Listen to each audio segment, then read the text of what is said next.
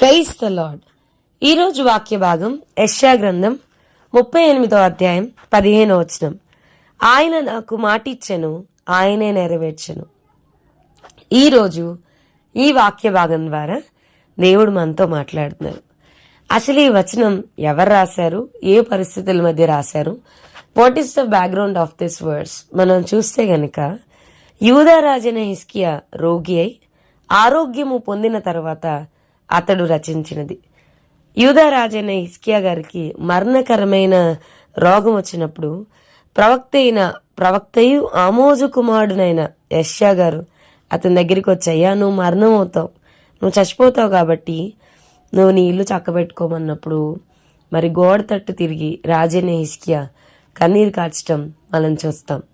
కన్నీరు కార్చినప్పుడు దేవుడు వెంటనే ప్రవక్త అయిన యెషయా ద్వారా ఏమని చెప్తారంటే, నువ్వు కన్నీళ్లు విడుచుట నేను చూచి తిని, నీ ప్రార్థన నేను అంగీకరించి ఉన్నాను.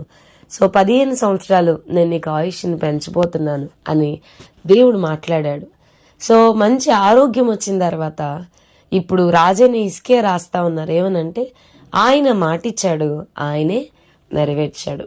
సో నేను చచ్చిపోతాను అనుకున్నాను, నా లైఫ్ ఇంకా ఎండ్ అయిపోయింది అనుకున్నాను, కానీ దేవుడు మాటిచ్చాడు, ఆ మాటను ఆయన నెరవేర్చాడు.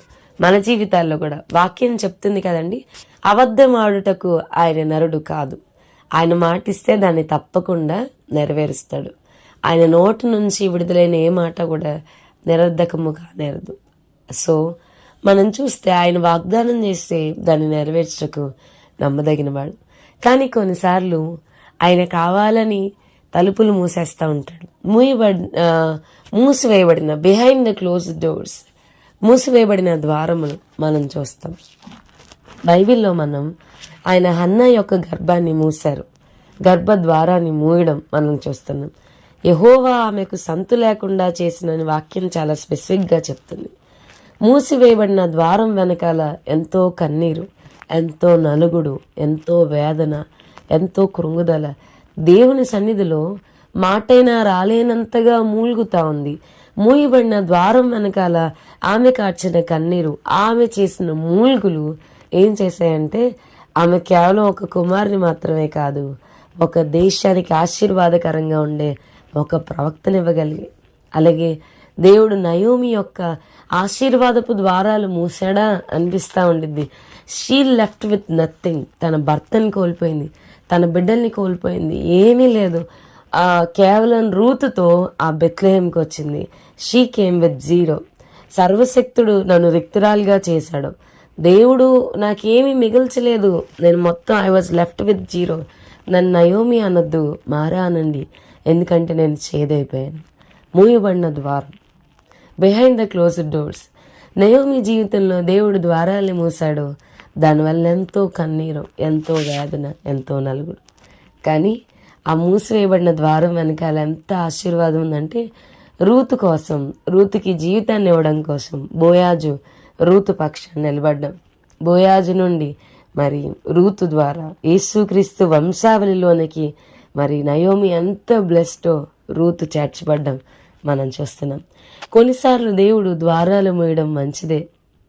ఆయన మూసిన, కొన్నిసార్లు కాదు అన్నిసార్లు ఆయన ఒక ద్వారాన్ని క్లోజ్ చేశాడు అంటే there is a blessing awaiting. మన కొరకు ఆశీర్వాదం ఎదురు చూస్తూ ఉంది. కానీ ద్వారాన్ని మోస్తున్నప్పుడు అబ్బో ఆలస్యం అయిపోతుంది, అమ్మో ఏంటి జవాబు రావడం లేదు, అమ్మో దేవుడు వినట్లేదా, దేవుడు చూడట్లేదా, ఏంటి ఈ కన్నీరు, ఏంటింత వేదన, ఏంటింత నింద, ఏంటింత అవమానం మనకు అనిపిస్తూ ఉండిద్ది.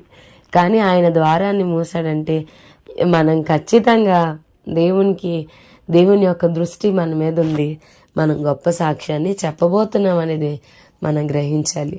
సో ఆయన మాట ఇచ్చెను, ఆయనే నెరవేర్చెను. ఆలస్యమైనా కానీ కృంగిపోవద్దు, ఆలస్యమైనా కానీ తప్పకుండా. ఒకవేళ మృతుల్యమైన శారా గర్భంలో నుండి ఒక జీవాన్ని దేవుడు వాగ్దాన పుత్రుడైన ఇస్సాకును బయటికి తీసుకురాగలిగితే మనల్ని కూడా దేవుడు తప్పకుండా మన జీవితాల్లో కార్యాన్ని చేయగలరు. సో ఈ వాగ్దానం మనందరి జీవితాల్లో నెరవేర్చబడను గాక. ప్రార్థన చేసుకుందాం. ప్రభా, ఈరోజు వాక్యం విన్న మా ప్రియులైన వారిని అందరినీ దీవించండి. ఈ దినమంతటినీ నైనా వారికి ఆశీర్వాదకారకంగా మలచమని యేసునామమున అడిగి వేడుకొంచున్నాం తండ్రి. Amen. God bless you and have a blessed day.